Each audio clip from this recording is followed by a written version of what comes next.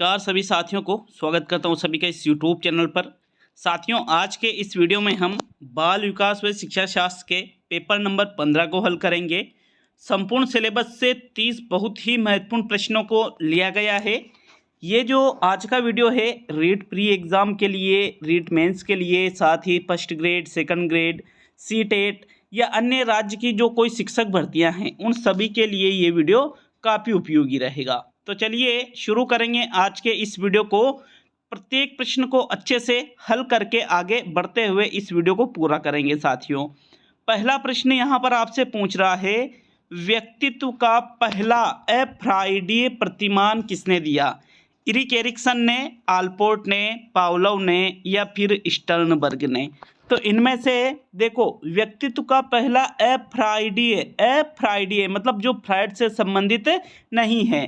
तो अगर हम बात करें यहाँ पर एरिक्सन, आल्पोर्ट, पावलोव और स्टर्नबर्ग, साथियों इनमें से आपका आंसर क्या रहेगा? पावलोव के द्वारा जो व्यक्तित्व के प्रकार बताए गए हैं ये अफ्राइडी है, जो कि व्यक्तित्व का पहला अफ्राइडी प्रतिमान भी है।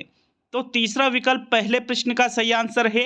चलिए प्रश्न संख्या 2 की ओर बढ़ेंगे। दूसरा प्रश्न पूछ रहा है, ज्ञान रचनात्मकता सिद्धांत का आधार है। करके सीखना, अध्यापक को सुनना, अध्यापक कथित विषय वस्तु को दोहराना या अध्यापक व शिक्षार्थी के संबंध। प्रश्न को समझने की कोशिश करिएगा। प्रश्न में 2 शब्द है, ज्ञान रचनात्मकता। अब देखो यहाँ पर एक मूल शब्द रचनात्मकता आ रहा है। रचनात्मकता का मतलब दूसरे पर आश्रित नहीं होता है, खुद के द्वारा। तो बिल्कुल यहाँ पर ज्ञान रचनात्मकता का जो सिद्धांत है इसका आधार क्या है? करके सीखना है साथियों। पहला विकल्प आपके दूसरे प्रश्न का सही आंसर है। प्रश्न संख्या 3 की ओर बढ़ेंगे। तीसरा प्रश्न है, निम्न में से आत्म संप्रत्यय की कौन सी विशेषता महत्वपूर्ण नहीं है? महत्वपूर्ण नहीं है, ठीक है। आत्म संप्रत्यय व्यवस्थित होता है, आत्म संप्रत्यय विशिष्ट लक्ष्य होता है, आत्म संप्रत्यय बहुआयामी होता है और आत्म संप्रत्यय स्थायी होता है। तो आत्म संप्रत्यय के बारे में यहाँ पर ये जो 4 लाइनें हैं इनमें से वह कथन जो कि आत्म संप्रत्यय की महत्वपूर्ण विशेषताओं में नहीं है साथियों, वो इनमें से कौन सा कथन है? तो भाई आत्म संप्रत्यय व्यवस्थित भी होता है, विशिष्ट लक्ष्य होता है इसका, और ये बहुआयामी भी होता है। लेकिन आत्म संप्रत्यय स्थायी होता है ऐसा कोई जरूरी नहीं है साथियों। चौथा विकल्प आपके प्रश्न संख्या 3 का सही आंसर है।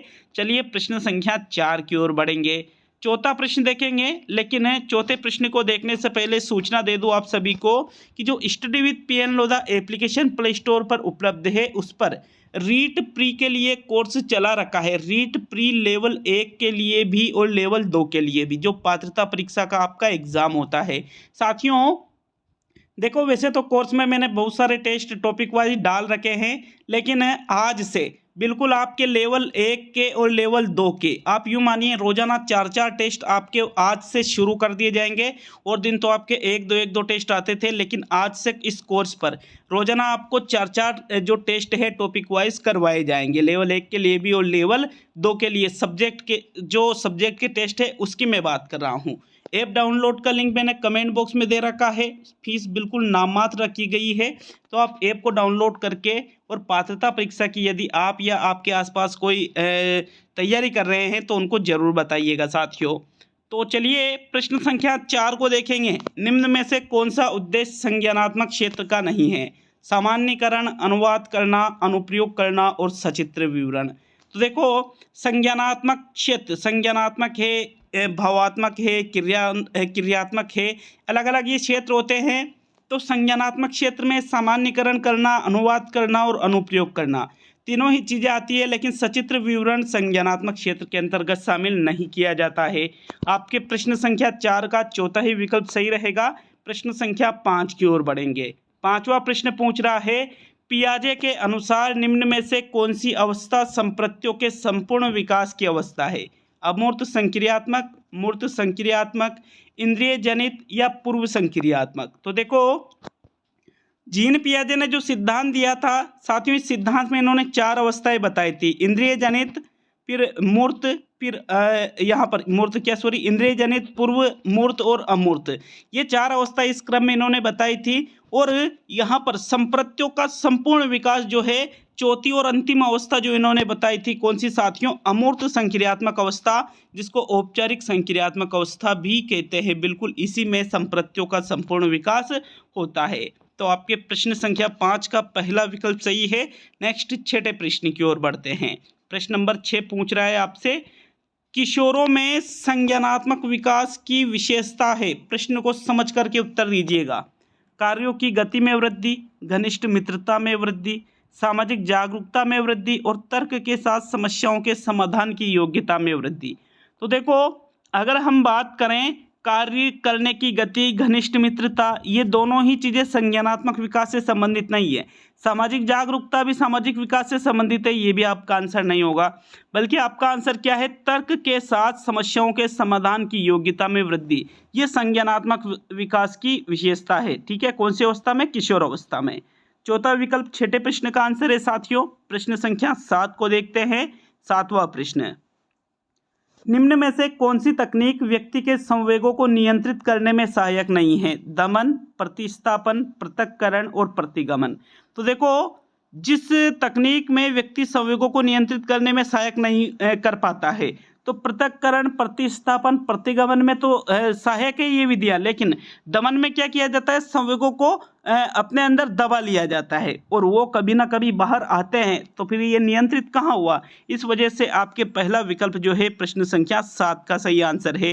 नेक्स्ट 8वें प्रश्न की ओर बढ़ेंगे। प्रश्न संख्या 8 पूछ रहा है, प्रत्येक अधिगमकर्ता एक समान रास्ते का अनुसरण करता है, इसे कहा जाता है रेखीय अभिकर्मित अनुदेशन, शाखीय अभिकर्मित अनुदेशन, रेखीय व शाखीय अभिकर्मित अनुदेशन अथवा अवरोही अभिकर्मित अनुदेशन।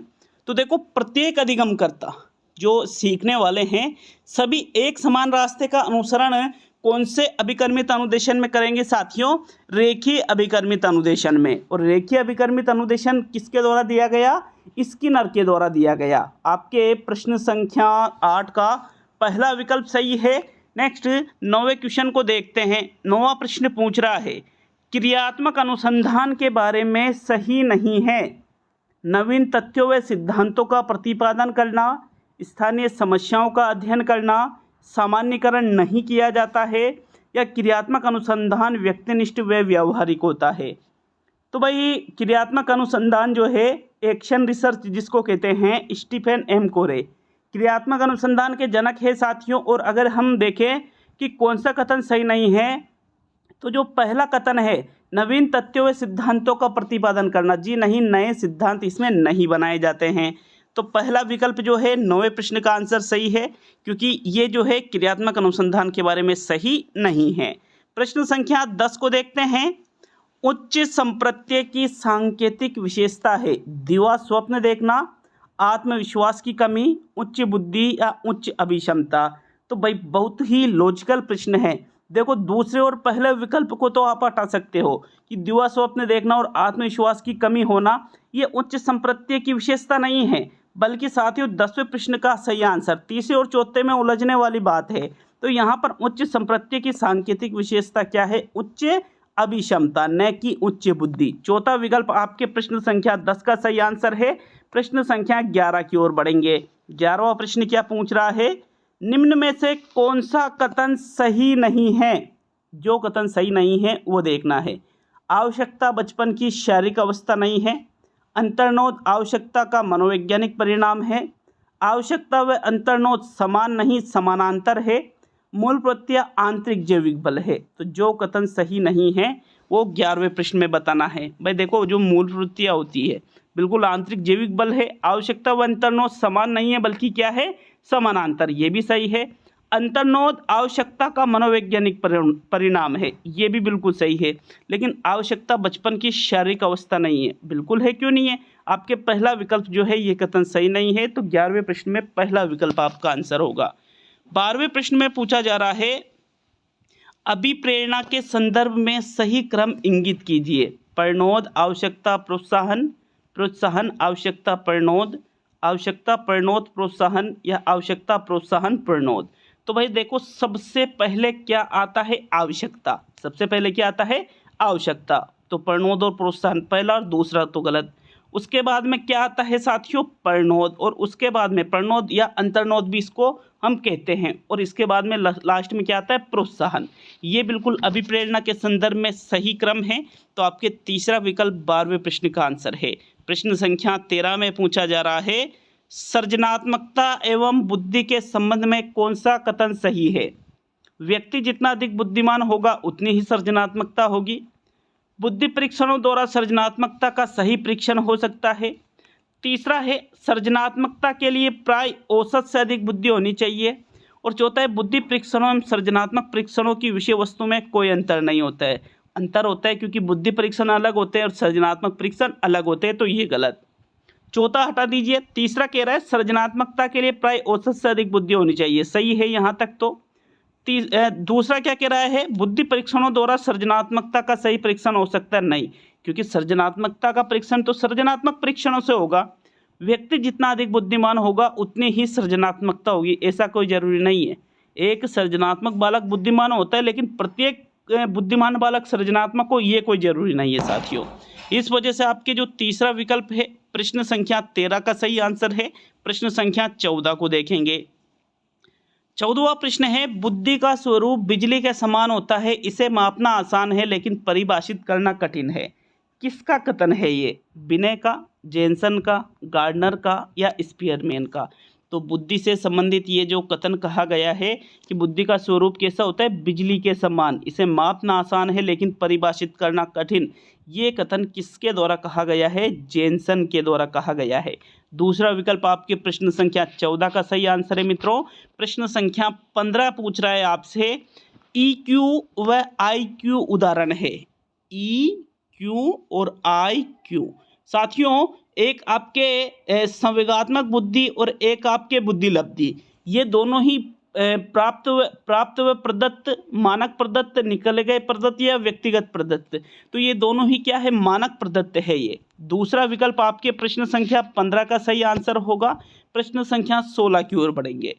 16वां प्रश्न पूछ रहा है, निम्न में से प्रश्नावली व्यक्तित्व परीक्षण में कौन सी विधि है। प्रक्षेपी विधि, अर्ध प्रक्षेपी विधि, अप्रक्षेपी विधि और व्यक्तिगत विधि। तो व्यक्तित्व परीक्षण के लिए एक विधि का प्रयोग किया जाता है जिसका नाम है प्रश्नावली विधि। प्रश्नावली के 4 प्रकार होते हैं, खुली प्रश्नावली, बंद प्रश्नावली, चित्रित प्रश्नावली और मिश्रित प्रश्नावली। और ये व्यक्तित्व परीक्षण इसमें जो किया जाता है साथियों, ये व्यक्तित्व परीक्षण की कैसी विधि है, एक व्यक्तिगत विधि है, व्यक्तिगत रूप से इसका प्रयोग किया जाता है। चौथा विकल्प आपके 16वें प्रश्न का आंसर है। प्रश्न संख्या 17 की ओर बढ़ेंगे। 17वां प्रश्न है, हल का सिद्धांत किस प्रक्रिया से संबंधित है। सीखने की व्याख्या से, सीखने की व्याख्या के सबलीकरण से, ध्येय क्रमारोह से या सीखने की पुनर्व्याख्या से। तो हल ने जो सीखने का या अधिगम का जो सिद्धांत दिया था साथियों, इस सिद्धांत में इन्होंने सबलीकरण के ऊपर सर्वाधिक बल दिया। तो सीखने की व्याख्या के सबलीकरण से इनका सिद्धांत संबंधित है। दूसरा विकल्प आपके 17वें प्रश्न का आंसर है। नेक्स्ट प्रश्न संख्या 18 की तरफ बढ़ते हैं। 18वां प्रश्न है, भारत व संविधान का कौन सा अनुच्छेद शिक्षा के अधिकार का प्रावधान करता है। अनुच्छेद 19, अनुच्छेद 20, अनुच्छेद 21A या अनुच्छेद 32। तो भारतीय संविधान का वह अनुच्छेद जो शिक्षा के अधिकार का प्रावधान करता है वो कौन सा अनुच्छेद है, अनुच्छेद 21A है। बहुत ही इंपॉर्टेंट अनुच्छेद है, कई बार अलग अलग शिक्षक भर्तियों में इस प्रश्न को पूछा जा चुका है। तो तीसरा विकल्प 18वें प्रश्न का आंसर है। नेक्स्ट 19वें प्रश्न की तरफ बढ़ेंगे। निर्माणात्मक मूल्यांकन का उद्देश्य है, निर्माणात्मक मूल्यांकन को ही रचनात्मक मूल्यांकन भी कहते हैं, ठीक है, याद होगा आपको लगभग ये। तो देखो, पहला विकल्प है प्रगति पर गौर करना एवं उपचारात्मक अनुदेशन की योजना बनाना। दूसरा है छात्रों की समझ का पता लगाना। तीसरा है अध्यापक के उद्देश्यों की पूर्ति का पता लगाना। और चौथा है ग्रेड्स प्रदान करना। तो भाई रचनात्मक या निर्माणात्मक में तो ग्रेड प्रदान नहीं किए जाते हैं। अब 19वें प्रश्न का आंसर देखें तो साथियों, सबसे बेस्ट आंसर रहेगा आपके विकल्प नंबर 1, प्रगति पर गौर करना एवं उपचारात्मक अनुदेशन की योजना बनाना ही निर्माणात्मक मूल्यांकन का सबसे मुख्य उद्देश्य दिए गए विकल्पों में से। निर्माणात्मक मूल्यांकन या रचनात्मक मूल्यांकन जो है लगातार किया जाने वाला मूल्यांकन है साथियों। पहला विकल्प 19वें प्रश्न का आंसर होगा। 20वें प्रश्न की तरफ बढ़ेंगे। क्रियात्मक शोध समस्या के समाधान के संदर्भ में गोष्ठियों एवं संगोष्ठियों का आयोजन करना। विकल्प है श्रम की बचत होगी, असार्थक प्रयास होगा, सार्थक प्रयास होगा या समय एवं धन की बचत होगी। तो भाई देखो, क्रियात्मक शोध, जो क्रियात्मक अनुसंधान किया जाता है, इसको क्रियात्मक शोध भी कहते हैं। समस्या के समाधान के लिए साथियों गोष्ठी और संगोष्ठियों का आयोजन कर रहा है, तो असार्थक प्रयास तो होगा नहीं। समय एवं धन की बचत, श्रम की बचत, ये ज़्यादा इंपॉर्टेंट नहीं है, बल्कि क्या रहेगा, सार्थक प्रयास होगा ये एक। ठीक है, विकल्प नंबर 3 आपके 20वें प्रश्न का आंसर है। 21 की ओर बढ़ते हैं। 21वां प्रश्न पूछ रहा है, स्मिथ ने शिक्षण की त्रिध्रुवीय प्रक्रिया में कार्यवाहक माना है अभिभावक को, शिक्षक को, शिक्षार्थी को और पाठ्यक्रम को। अब यह आपको सिर्फ और सिर्फ स्मिथ के अनुसार बताना है। जो स्मिथ ने शिक्षण की त्रिध्रुवीय प्रक्रिया दी है, इसमें कार्यवाहक किसको माना है साथियों, शिक्षक को माना है। किसके अनुसार है ये, स्मिथ के अनुसार। तो 21 में आपके सेकंड विकल्प सही है। प्रश्न संख्या 22 की ओर बढ़ेंगे। 22वां प्रश्न है, कुसमायोजन में 2 प्रकार के प्रत्युत्तर निहित होते हैं, कौन कौन से, शारीरिक एवं मानसिक, मानसिक एवं व्यवहारिक, व्यवहारिक एवं शारीरिक और व्यवहारिक एवं सामाजिक। तो कुसमायोजन में जो 2 प्रकार के प्रत्युत्तर निहित होते हैं, वो इनमें से कौन से 2 प्रकार है। तो मित्रों, कुसमायोजन में जो 2 प्रकार के प्रत्युत्तर निहित होते हैं, वो है मानसिक एवं व्यवहारिक। विकल्प नंबर 2 आपके प्रश्न संख्या 22 का सही आंसर है। 23 की ओर बढ़ेंगे। 23वां प्रश्न पूछ रहा है, बुद्धि जो है अमूर्त विचारों के बारे में सोचने की क्षमता है, परिभाषा किसकी है, वुडवर्थ की, टर्मन की, वुड्रो की या रोज की। तो देखो, हमने इसके पहले एक बिजली की क्या, बुद्धि की एक और परिभाषा देखी थी कि भाई बुद्धि जो है बिजली के समान है, जिसको मापना तो आसान है लेकिन परिभाषित करना कठिन है। साथियों, किसकी परिभाषा देखी थी हमने, तो साथियों बुद्धि की ये जो परिभाषा हमने देखी थी, किसकी परिभाषा थी, ये जेनसन की। और यहाँ पर ये जो परिभाषा है कि बुद्धि अमूर्त विचारों के बारे में सोचने की क्षमता है, ये परिभाषा जो दी गई है, ये किसने दी है, टर्मन ने दी है। विकल्प नंबर 2 आपके 23वें प्रश्न का भी बिल्कुल सही आंसर है। 24 की तरफ बढ़ेंगे। 24वां प्रश्न है, हार्वर्ड गार्डनर का बहुबुद्धि सिद्धांत पर बल देता है, किस पर, शिक्षार्थियों में अनुबंधित कौशलों पर, सामान्य बुद्धि पर, विद्यालय में आवश्यक समान योग्यताओं पर या प्रत्येक व्यक्ति की विलक्षण योग्यताओं पर। तो हार्वर्ड गार्डनर ने बहुबुद्धि का सिद्धांत किसने प्रतिपादित किया, हार्वर्ड गार्डनर ने। इसमें अनेक प्रकार की बुद्धि का इन्होंने उल्लेख किया है, मुख्य रूप से तो 8 बताई थी, फिर बाद में ऐड होती गई साथियों। और यहाँ पर ये जो सिद्धांत है, ये सिद्धांत प्रत्येक व्यक्ति की विलक्षण योग्यताओं पर बल देता है कि अलग अलग जो व्यक्ति है उनमें अलग अलग प्रकार की बुद्धि होती है। चौथा विकल्प 24वें प्रश्न का आंसर है। 25 की ओर बढ़ेंगे। 25वां प्रश्न है, शिक्षण में संपूर्ण उपागम की संस्तुति की जाती है क्योंकि इससे शिक्षक को दैनिक कार्य योजनाओं के निर्माण से मुक्ति मिल जाती है, अतिरिक्त बल प्रदान किया जाता है, यह शिक्षण को सार्थक दिशा निर्देश प्रदान करता है, या यह शिक्षण कार्यक्रम को आदिम प्रभावी बनाता है। प्रश्न का आंसर दीजिए साथियों। 25वें प्रश्न में देखें, देखो भाई, शिक्षण में संपूर्ण उपागम की संस्तुति क्यों की जाती है, ताकि भाई शिक्षक को दैनिक कार्य योजनाओं के निर्माण से मुक्ति मिल जाए, इसलिए जी नहीं, गलत है। अतिरिक्त बल प्रदान किया जाता है, हो सकता है। शिक्षण को सार्थक दिशा निर्देश प्रदान करता है, ये ज़्यादा बेस्ट है साथियों। 25 में आपके थर्ड विकल्प सही रहेगा। 26 की ओर बढ़ेंगे। 26वां प्रश्न पूछ रहा है, निम्न में से कौन सी मानसिक मंदता की विशेषता नहीं है। मानसिक मंदता, जो बालक मानसिक रूप से मंदित होते हैं, उनकी कौन सी विशेषता नहीं है, या उनमें कौन सा लक्षण नहीं होता है इनमें से। बुद्धिलब्धि का 25 से 70 के मध्य होना, धीमी गति से सीखना और दैनिक जीवन की क्रियाओं का न कर पाना, वातावरण के साथ अनुकूलन में कठिनाई और अंतर्वैयक्तिक संबंधों का कमजोर होना। तो जो बालक मानसिक मंदित होते हैं, 25 से 70 के लगभग IQ होती है, धीमी गति से सीखते हैं, ये तो बिल्कुल सही है। वातावरण के साथ अनुकूलन में कठिनाई या अंतर्वैयक्तिक संबंधों का कमजोर होना। 26वें प्रश्न का आंसर रहेगा आपके विकल्प नंबर 4। साथियों, मानसिक मंदित बालकों की विशेषता नहीं है अंतर्वैयक्तिक संबंधों का कमजोर होना, ऐसा कोई जरूरी नहीं है। 26 में आपके फोर्थ जो यहाँ पर ऑप्शन है, यही आपका आंसर है। 27 की ओर बढ़ेंगे। आलपोर्ट में शीलगुण के कई प्रकार बताए, निम्न में से कौन सा आल्पोर्ट द्वारा बतलाए गए श्रेणी में नहीं आता है? जो आल्पोर्ट ने जो शील गुण बताए हैं उनमें इनमें से कौन सा नहीं आएगा? कार्डिनल शील गुण, केंद्रीय शील गुण, गौण शील गुण और क्षमताशील गुण। तो आल्पोर्ट के द्वारा जो शील गुण के प्रकार बताए उसमें कार्डिनल भी है, केंद्रीय भी है और गौण भी है, लेकिन क्षमताशील गुण इसमें नहीं है मित्रों। प्रश्न संख्या 27 में आपके चौथा विकल्प सही रहेगा। नेक्स्ट 28 की ओर बढ़ेंगे। 28वां प्रश्न पूछ रहा है, कोहलबर्ग के अनुसार सही और गलत के प्रश्न के बारे में निर्णय लेने में शामिल चिंतन प्रक्रिया को कहा जाता है? सहयोग की नैतिकता, नैतिक तर्कना, नैतिक यथार्थवाद और नैतिक दुविधा। तो देखो, लॉरेंस कोहलबर्ग ने जो नैतिक विकास का सिद्धांत दिया है, यहीं से प्रश्न है सही और गलत के प्रश्न के बारे में कि ये चीज़ सही है या गलत है, इसके बारे में निर्णय लेने में जो शामिल चिंतन प्रक्रिया है, इसको कोहलबर्ग ने क्या नाम दिया है? नैतिक तर्कना नाम दिया है साथियों। दूसरा विकल्प 28 में सही है। अब देखो सेकंड लास्ट प्रश्न की ओर बढ़ते हैं। 29वां प्रश्न है। अच्छा लगे वीडियो को लाइक शेयर करिएगा और साथियों चैनल पर नए हो तो चैनल को भी सब्सक्राइब करके जरूर जाइएगा। अधिगम का साइमन गेस्टाल्ट सिद्धांत का प्रतिपादन किया? रॉबर्ट गेने ने, टोलमैन ने, वाटसन ने या अल्बर्ट बंडूरा ने? तो अधिगम का ये साइमन गेस्टाल्ट सिद्धांत जिनके द्वारा दिया गया है, किनके द्वारा दिया गया है साथियों? टोलमैन के द्वारा। दूसरा विकल्प आपके 29वें प्रश्न का सही आंसर है। अब आज का अंतिम क्वेश्चन देखेंगे मित्रों। अंतिम क्वेश्चन पूछ रहा है, पियाजे के अनुसार 4 से 8 माह में कौन सा संज्ञानात्मक विकास होता है? हाथ मुंह संबंधन, आंख हाथ संबंधन, प्रतिवर्ती क्रिया और बोलना शुरू। तो यहाँ पर संज्ञानात्मक विकास की बात की जा रही है। 4 से 8 महीने का जो बालक होता है उसमें कौन सा संज्ञानात्मक विकास होता है? तो मित्रों उसमें आंख हाथ संबंधन का संज्ञानात्मक विकास होता है। विकल्प नंबर 2 आपके 30वें प्रश्न का सही आंसर है। कंप्लीट होता है ये मनोविज्ञान का पेपर नंबर 15। मिलते हैं जल्द ही साथियों अगले वीडियो में। अगर ऐप को डाउनलोड नहीं कर रखा है तो ऐप डाउनलोड का लिंक कमेंट बॉक्स में है, वहां से आप ऐप को डाउनलोड करके और रीट पात्रता परीक्षा की बेस्ट तैयारी कर सकते हो। बहुत बहुत धन्यवाद सभी का।